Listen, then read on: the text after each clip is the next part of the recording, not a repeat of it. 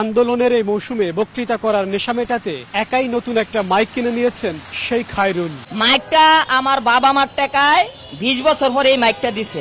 একসময় রাষ্ট্রপতি হতে চাওয়া এই খায়রুল জানালেন 12,500 টাকা দিয়ে নতুন এই মাইকটি তিনি কিনে নিয়েছেন। খায়রুলকে শনিবার বিকেলে দেখা গেল নয়াপল্টন মোড়ে একা একা বক্তৃতা করতে। এক নেতা এক পার্টি, এই তার স্লোগান। দলের নাম দিয়েছেন জনকল্যাণ পার্টি। আমরা গরিব মানুষ, 12,500 টাকা খরচ হয়েছে, ফ্যামিলি থেকে দিছে। এটা আমার কেউ টাকা দেন। এটা কবে কিনেছেন? এই যে 2 সপ্তাহ হবে।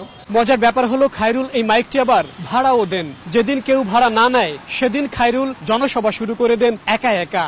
12 দেখিছো পয়সা ভাই। আজকে ভাড়া হওয়ার কথা ছিল, ওই বিপিনুরের প্রোগ্রামে গেছে ওই নেতাটা, এলাকা আমার মাইকটা নেয় নাই, এই জন্য আমি মাইকটা ভাড়া দিতারি নাই। আচ্ছা, এই 12,500 টাকা আপনার বাবাই দিয়েছেন? বাবা দুইজনে।